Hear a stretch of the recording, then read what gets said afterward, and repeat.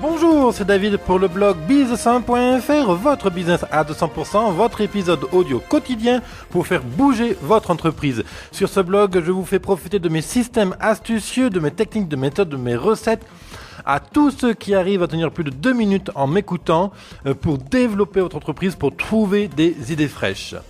Alors aujourd'hui, je vais parler de la négociation et plus exactement, je vais me concentrer sur la partie qui termine la négociation, donc ce qu'on appelle la conclusion, ce qui permet donc de sceller la vente, sceller votre affaire.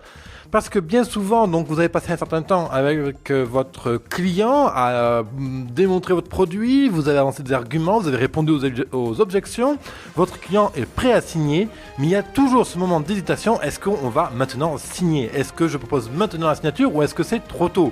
Parce que bien sûr, si c'est trop tôt, si toutes les objections n'ont pas été traitées, votre client va vous donner un non en bloc et vous êtes marron, il vous faut reprendre la négociation, etc. Et le risque, bien sûr, c'est que votre client vous dise ciao mon ami, on se reverra bientôt. Et évidemment, vous savez que l'affaire, elle est perdue.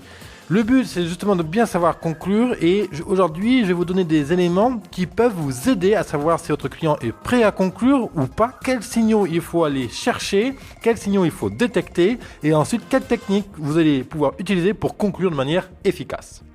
Avant d'aller dans le vif du sujet, je vous recommande très fortement de télécharger une formation qui est gratuite, 8 étapes pour réussir vos négociations. Cette formation, en fait, vous aide vraiment à découper les parties importantes de la négociation, donc la mise en situation, l'identification, diagnostic, proposition, argumentation, valorisation, conclusion. Et donc, je vous aide à travers cette formation concrètement, point par point, qu'est-ce qu'il faut dire, comment procéder pour vraiment réussir vos négociations. Si vous écoutez ce podcast depuis YouTube ou SoundCloud, vous avez le lien pour la télécharger directement dans la description. Si vous écoutez ce podcast sur mon blog biz100.fr, bien sûr, directement sur la page, vous avez le bouton pour télécharger cette formation. Combien de fois il vous est arrivé de ne pas savoir comment conclure une négociation? Vous sentez votre client est prêt à valider l'affaire, mais vous hésitez. Il y a des signaux qui vous troublent, vous ne savez pas exactement comment conclure l'affaire. Est-ce qu'il vous est déjà arrivé de manquer carrément donc des affaires commerciales parce que vous n'avez pas su conclure vraiment votre négociation? Donc du coup, l'affaire s'est pas faite, votre client est parti et puis vous avez perdu votre affaire ou alors vous avez perdu du temps pour la conclure. Alors je vous rassure tout de suite, vous n'êtes pas seul dans ce cas-là. C'est un cas beaucoup plus fréquent qu'on ne l'imagine parce qu'il se trouve en fait que quand votre client en face émet des doutes sur votre affaire, eh bien forcément ça se répercute au niveau de votre stabilité, on va dire psychologique, et donc du coup ça impacte votre confiance, dans votre confiance personnelle, la confiance dans votre produit, ça peut impacter la certitude que vous avez à conclure là tout de suite maintenant.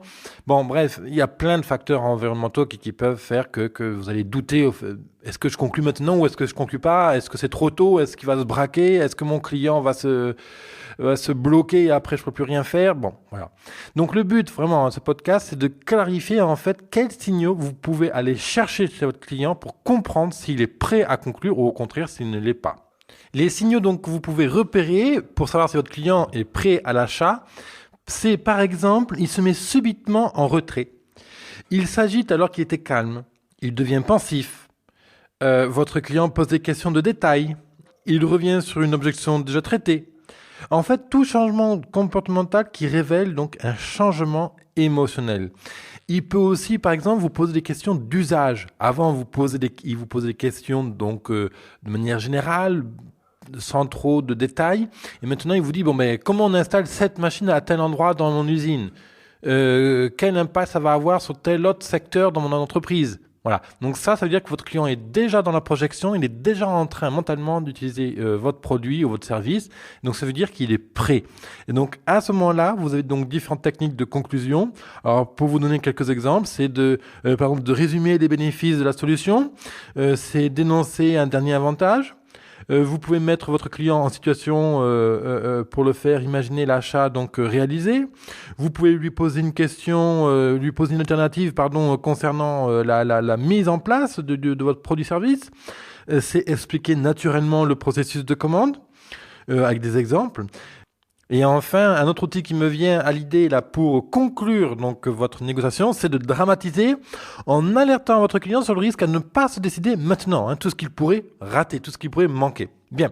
Alors, en résumé, les techniques donc de conclusion consistent donc à aider le client à franchir le pas dans sa décision lorsque votre client est donc presque convaincu et qu'il hésite à passer à l'acte. Donc toutes ces méthodes pour conclure votre négociation reposent sur la stimulation d'émotions positives.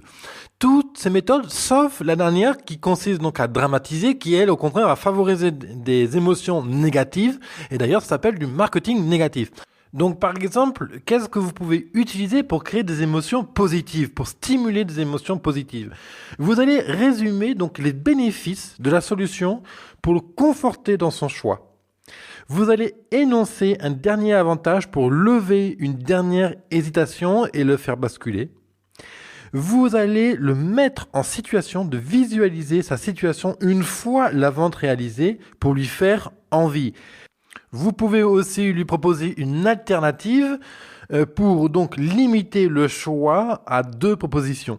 Vous pouvez aussi expliquer combien le processus de commande est naturel pour l'inciter à l'action, pour lui montrer que c'est très simple de commander, et ça c'est d'autant plus intéressant quand vous vendez des appareils ou des services compliqués à appréhender. Vous pouvez aussi dramatiser en alertant sur le risque potentiel, donc une rupture de stock, une hausse des prix, et tout ce qui donc il va être autour pour créer de l'urgence en fait. Alors, il est très important aussi de ne pas oublier certains points donc avant donc de stimuler la conclusion. Par exemple, il faut être sûr d'avoir bien répondu à toutes les objections de votre client. Parce que si vous avez fait la sourde oreille, si vous avez ignoré certaines objections, c'est maintenant qu'elles vont ressortir et vous n'êtes pas à l'abri d'un coup de théâtre de dernière minute. Donc, il faut bien prendre le temps de répondre aux objections et d'être sûr que votre client a bien compris. D'autant plus que si votre client a encore des objections, ça veut dire qu'il n'est pas encore en phase de validation en fait. Soyez attentif donc aux signes d'achat de votre client, donc c'est-à-dire aux modifications comportementales caractéristiques donc du changement émotionnel qui précèdent la prise de décision. Donc ça, il n'y a pas de secret, c'est l'entraînement qui fait que vous allez être capable de repérer un changement comportemental, etc. D'ailleurs, ce qui est très intéressant, c'est que chaque métier, en fait, chaque profession, chaque secteur industriel a vraiment des psychologies et des comportements qui sont propres. Et donc, normalement, après plusieurs semaines, plusieurs mois, plusieurs années même de travail et en étant confronté à cet environnement, il y a des choses que vous savez repérer en quelques secondes, même des fois en quelques dizaines de secondes. Et donc, référez-vous à votre expérience pour augmenter vos chances, tout simplement pour améliorer la lecture de ces signaux qui signifie que on peut passer maintenant à l'acte de conclusion de la négociation. Alors, quelques conseils que je peux vous proposer là maintenant, c'est que quand votre client manifeste donc un signal d'achat, donnez-lui un tout petit peu de temps de réflexion avant d'utiliser une des techniques de conclusion. Aussi, les techniques de conclusion les plus efficaces sont celles donc qui provoquent des émotions positives chez le client. Ça, je me répète, mais c'est tellement important. Et aussi, des fois, vous pouvez vous retrouver dans la situation où votre client ne peut pas décider de manière immédiate parce qu'il doit en référer à un partenaire d'affaires ou à d'autres partenaires qui sont en jeu dans votre négociation. En revanche, ce que vous pouvez faire maintenant, c'est d'obtenir un engagement moral de sa part. Par exemple, vous pouvez lui dire: je peux compter sur votre engagement pour défendre notre offre auprès de vos partenaires. Vous pouvez aller plus loin même. De quoi avez-vous besoin pour convaincre vos partenaires? Et là, un outil que vous pouvez développer, c'est tout simplement un outil qui va aider votre client à faire la promotion de votre produit auprès de ses partenaires. Et là, c'est votre expérience qui rentre en jeu. Matérialisez donc cet outil avec une fiche pratique, avec un contrat, avec un livret, avec un site internet, avec un site internet privatif sur lequel vous publiez des documents, des détails techniques ou des détails en tout genre, des photos, etc. N'hésitez pas aussi à proposer un rendez-vous supplémentaire pour ça. Aussi, je peux aussi vous proposer des précautions à prendre, comme par exemple certains clients, des fois, au profil analytique, préfèrent donc prendre leurs décisions seuls et donc supportent mal d'être sollicités. Ça, bien sûr, il faut respecter cet aspect parce que sinon vous allez braquer votre client et ça ne vous donnera absolument rien. D'autres choses aussi, dans les ventes complexes, donc qui nécessitent plusieurs entretiens. Dans ce cas, la conclusion donc consiste à engager le client sur les prochaines étapes du processus de vente. Par exemple, l'inviter à une démonstration, lui proposer de configurer son appareil lors d'un prochain rendez-vous. Donc là, je me répète, le but n'est pas de valider la vente tout de suite, mais au contraire de valider le prochain rendez-vous pour avancer dans la négociation. Enfin, j'ai envie de vous dire, utilisez avec parcimonie donc, et toujours avec une bonne raison la technique qui consiste à dramatiser, parce qu'elle véhicule donc des émotions négatives et elle peut effrayer votre client. Donc là, il faut être vraiment, astucieux pour savoir quelle émotion négative va vraiment jouer en votre faveur. Ça, encore une fois, c'est votre expérience. Et puis, c'est toujours pareil. Votre argumentation, vous allez la préparer sur un papier avant d'aller voir votre client. Vous allez lister différents arguments, différentes techniques pour conclure. Donc, je vous rappelle, vous avez, en termes de technique de conclusion, vous avez résumé les bénéfices de la solution, énoncer donc un dernier avantage, mettre votre client en situation pour le faire imaginer l'achat réalisé, lui poser donc une alternative concernant la mise en place. Ça peut être expliquer naturellement votre processus de commande, ça peut être plein de choses. Et donc, pour chaque situation, vous allez préparer un jeu de phrases, une formule clé que vous allez pouvoir utiliser.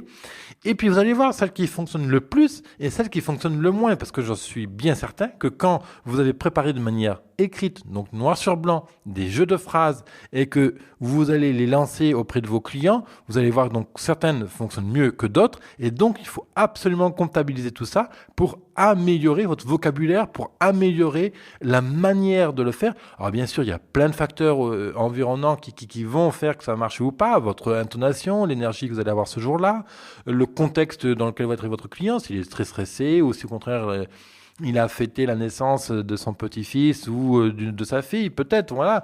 Donc forcément, c'est autant d'éléments émotionnels qu'il vous faut maîtriser et qui sont hors de votre portée et que qu'il vous faut maîtriser, mais qu'il faut en fait intégrer à votre négociation plus que maîtriser, parce que vous ne pouvez pas maîtriser toutes les émotions. Mais tout ça, ce sont des éléments à comprendre. Et évidemment, quand vous apprenez à les lister, à les traiter comme des chiffres, comme de la compta, et vous allez vous rendre compte qu'il y a des mots qui marchent mieux que d'autres. Et c'est pour ça, en fait, que je me répète, là, il faut vraiment comptabiliser, tester et encore tester, parce que vous verrez qu'il y a des pitchs, des présentations, des argumentations qui font mouche et d'autres pas. Et j'ai envie de finir comme ça en vous disant que justement les compagnies téléphoniques qui prospectent par téléphone ont des scripts donc qui donnent à leur téléopérateur, et il y a des modifications, etc., qui sont faites, et ils le voient tout de suite. Après 50 appels téléphoniques, il y a un script qui produit moins de résultats et un autre qui en produit un peu plus. Donc ils prennent celui qui en produit un peu plus et ils font une petite modification, et ainsi de suite, jusqu'à obtenir des scripts qui donnent des taux de conversion tout à fait importants. Voilà, je vous remercie de m'écouter. C'est votre épisode quotidien. Je vous dis à demain. Et n'hésitez pas à vous rendre sur business100.fr pour lire et écouter d'autres articles. Je vous invite aussi, encore une fois, à télécharger cette formation, donc 8 étapes pour réussir vos négociations, que vous allez trouver sur cette page de ce podcast. Si vous écoutez depuis YouTube ou SoundCloud, putain, j'ai toujours du mal à dire ce nom, pourtant je parle anglais, mais enfin bon. Donc si vous écoutez depuis YouTube ou SoundCloud, vous pouvez donc cliquer dans la description sur le lien pour télécharger cette formation. Je vous dis à très bientôt, à demain, bye bye.